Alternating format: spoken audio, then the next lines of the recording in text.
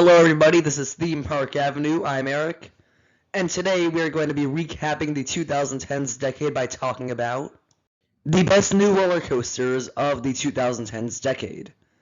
Quick note, I'm sorry it took me a while to make this video, but as you may be able to tell, my microphone has had a few issues.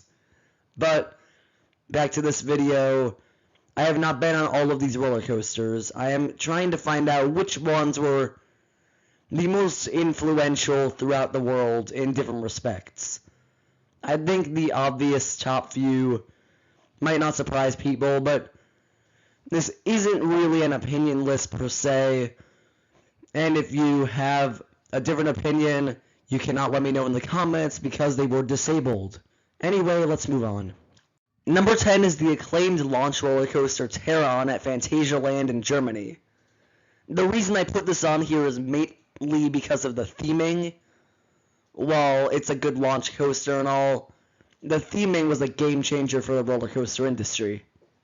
Number 9 is Formula Rosa at Ferrari World, the fastest roller coaster in the world, and that's really why it's on here.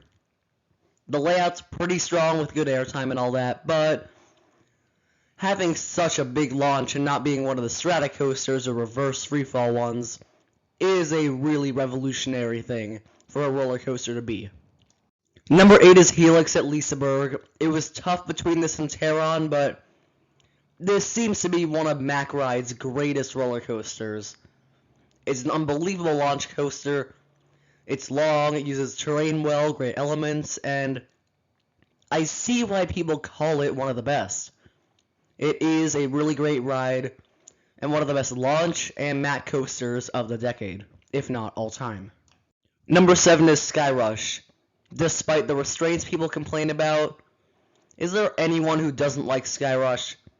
Airtime thrills, I'm sorry, but this is a fantastic intimate roller coaster. Everybody calls it one of the best. It's a great ride. Airtime, intensity, it has everything that you'd want in a roller coaster. Certainly one of the best of this decade, and certainly one of Intamin's greatest prizes. Number 6 is Mystic Timbers. Of all the great wooden coasters that come out this decade, this seems to be the one people like the best. I haven't gotten back to Kings Island recently or anything, but I haven't been on this, and even so, I think it looks like it would be the best GCI, maybe best wooden coaster of this decade.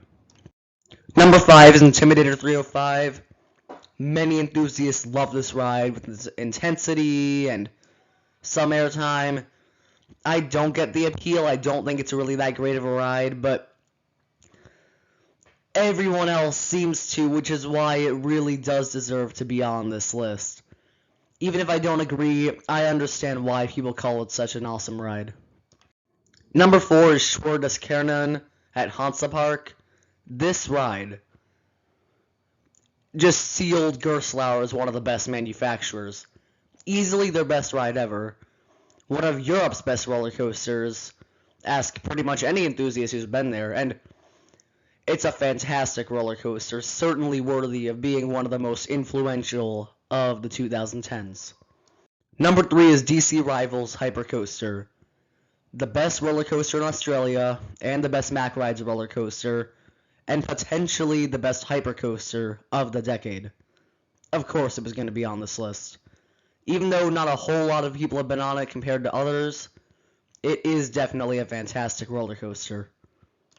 Number 2 is Fury 325, the Golden Ticket Awards #1 roller coaster, or steel coaster anyway.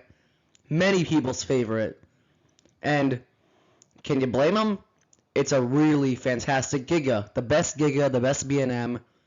It's the best in many respects, and it almost took the #1 spot for best of the decade.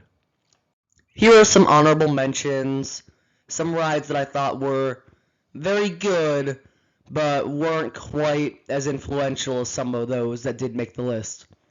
Leviathan's a great Giga, but not as influential as the other two on this list. Gold Striker's a great GCI, not as good as Mystic Timbers though. Hades 360 gets some hate from people, so I wasn't sure it deserved a spot. Banshee is the best B&M invert in my opinion, but none of the inverts are the most influential. Mako was the best B&M hybrid of the decade, but It's also not as good as DC Rivals or Skyrush. And Le Coaster is Vekoma's magnum opus, but I didn't think it was quite as good as the other Europe ones I put on this list. But without further ado, here comes the number 1 roller coaster. It's Rocky Mountain Construction. All their roller coasters.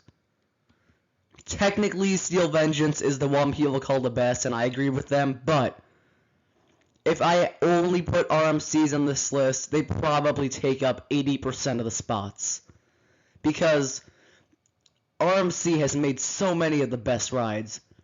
Steel Vengeance, Lightning Rod, Wildfire, Iron Rattler, New Texas Giant, even the smaller ones like Joker and the single rail coasters are called fantastic rides.